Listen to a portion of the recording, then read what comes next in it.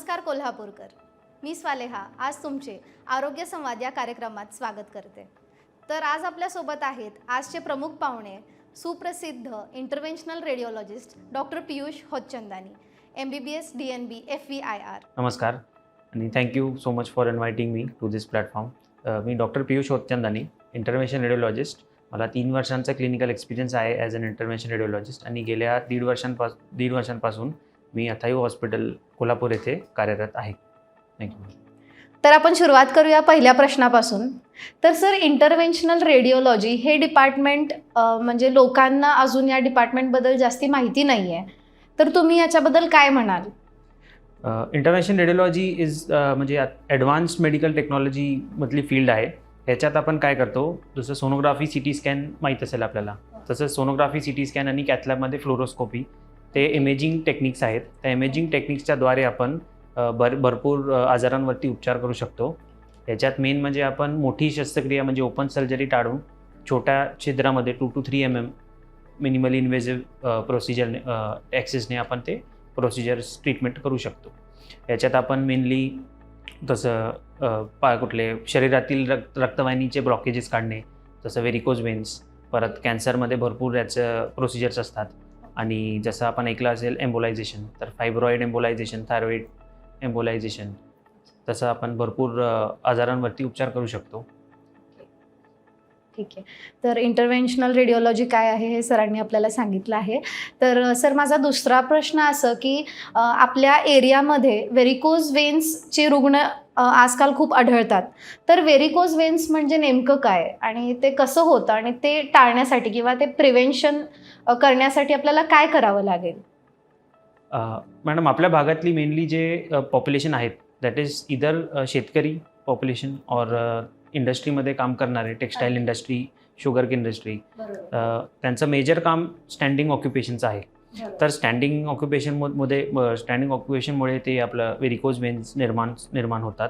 बाकी कारण पण असतात, पण आपल्या भागातलं मेन कारण तोच आहे की स्टँडिंग जॉब असणं। काय असते आपलं व्हेरिकोज वेन म्हणजे आपल्या पायातली जे रक्तवाहिनी असतात, अशुद्ध रक्तवाहिनी म्हणजे वेन्स, त्याच्यात वॉल्व्स असतात। तर जास्त स्टँडिंग जॉब केल्यामुळे ते वॉल्व्स काय डॅमेज होतात। त्या रक्तवाहिनीचं काम कसं आहे, रक्तपुरवठा हार्टकडे घेऊन जायचं वरती, बट बिकॉज स्टँडिंग जॉबमुळे ते वॉल्व्स डॅमेज होतात आणि तो रक्त खाली साठतो। तर रक्त खाली साठलं की ती शीर जी आहे आपली पायाची रक्तवाहिनी ती सुजते आणि ती वाकडी तिकडी दिसायला लागते, त्यालाच आपण व्हेरिकोज वेन म्हणतो। त्यामुळे त्या व्हेरिकोज वेनमध्ये जास्त डेव्हलप झालं की तर पेशंटला शिऱ्या दिसतातच, त्यासोबत पायाला सूज येणे, पायाला दुखणे, कळ येणे, पाय काळा पडणे, सूज येणे आणि जखम होणे असं लक्षण दिसतात। आणि यासाठी पूर्वीच्या काळाला म्हणजे ते ओपन सर्जरी असायची, पण आज आपण इंटरव्हेन्शन रेडिओलॉजीच्याद्वारे आपण छोट्याशा सुईच्याद्वारे छिद्रामधून लेझर ट्रीटमेंट करू शकतो।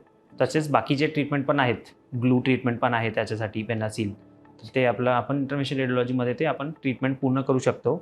आणि प्रिव्हेन्शनसाठी तुम्ही मॅडम विचारलं तर पहिल्या दुसरा म्हणजे स्टार्टिंगच्या टप्प्याला जर आहे व्हेरिकोज वेन आणि जास्त पायाला त्रास नाही, तर त्या पेशंटमध्ये स्टार्टिंगमध्ये आपण पेशंटला स्टॉकिंग्स आणि थोडे विनोॲक्टिव्ह ड्रग्स असतात त्याचा सपोर्ट घेऊन आपण कन्झर्वेटिव्ह ट्रीटमेंट कन्सिडर करू शकतो। पण जर ॲडव्हान्स स्टेजवरती झाली आहे, डिझीज प्रोग्रेस झाली आहे, तर त्याच्यात आम्ही रेकमेंड करतो to get the laser treatment और ऑल्टरनेटिव्ह ट्रीटमेंट विच पेशंट। तर सर, मला अजून एक प्रश्न आहे। एम्बोलायझेशन म्हणून एक कन्सेप्ट आजकाल मार्केटमध्ये ऐकण्यात येते, तर एम्बोलायझेशन ही प्रोसिजर आपण कुठल्या आजाराच्या उपचार म्हणून करतो आणि ती प्रोसिजर काय असते, नेमकं कशासाठी करतो? एम्बोलायझेशन मॅडम म्हणजे काय, कुठल्याही शरीरातील ॲबनॉर्मल रक्तवाहिनीला बंद करणे, दॅट इज सिम्पली एक्सप्लेन करायला गेलं तर आता शरीरातील भरपूर कारण असतात, ज्याच्यात काही पेशंटमध्ये तुम्ही ऐकलं असेल इंटरनल ब्लिडिंग होते, ठीक आहे, किंवा रक्तवाहिनीचा गुच्छा झाला, त्याच्यात आपल्याला ते रक्तवाहिनी ब्लॉक करायला लागतात। तर ते आपण काय करतो एम्बोलायझेशनमध्ये, मांडीतल्या पायातील शिरेतून छोटं छिद्र 2 to 3 mm छिद्रातून मिनिमल इन्व्हेजिव्ह प्रोसिजरमध्ये जी ॲबनॉर्मल रक्तवाहिनी आहे तिथं रीच करतो छोट्या कॅथेटरद्वारे। आणि आपल्याला आहेत हार्डवेअर आहे, त्याच्यात आपण ग्लू किंवा पार्टिकल्स कॉइल्स हे करून ती रक्तवाहिनी बंद करतो।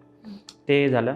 परत तुम्ही ऐकलं असेल फायब्रॉईड, ऐकलं असेल आपण, युट्राईन फायब्रॉईड म्हणजे गर्भाशयाला असणारी चरबीची गाठ। आधीच्या काळाला त्याला ट्रीटमेंट असायची फक्त की म्हणजे गर्भाशय काढून टाकणे, किंवा गर्भाशयाची गाठ ओपन सर्जरी करून किंवा लॅप्रोस्कोपी करून त्याला रिमूव्ह करणे. पण इंटरव्हेन्शन रेडिओलॉजीमध्ये आपण काय करू शकतो, तर त्या गर्भाशय म्हणजे फायब्रॉइडला जी रक्तवाहिनी आहे ब्लड सप्लाय करते, त्या गर्भाशयाच्या रक्तवाहिनीला आत जाऊन आपण त्याचं ब्लड सप्लाय थांबवू शकतो परमनंटली.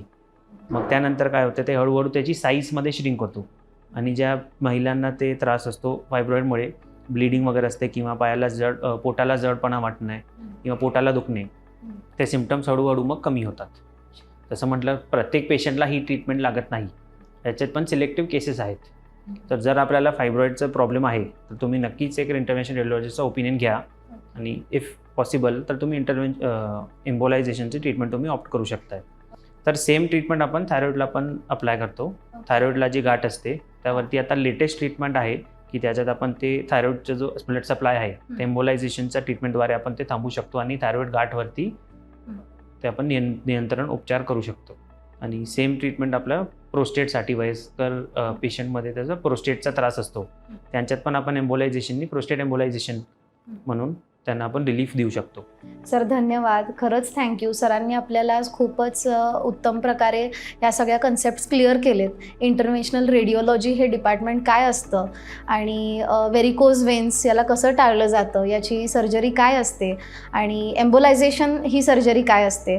तर आपल्याला कन्क्ल्युजन असं भेटतं की या सगळ्या सर्जरीज ज्या आधी ओपन सर्जरी व्हायच्या त्या आता आजकाल खूपच सुईद्वारे किंवा मिनिमल इन्व्हेजिव्ह म्हणजे आपण म्हणू शकतो छिद्राद्वारे या सर्जरीज केल्या जातात. तर मी असं म्हणेन की अथायू मल्टीस्पेशालिटी हॉस्पिटलमध्ये या सगळ्या सुविधा उपलब्ध आहेत. तर सगळ्यांनी याचा लाभ घ्यावा. थँक्यू.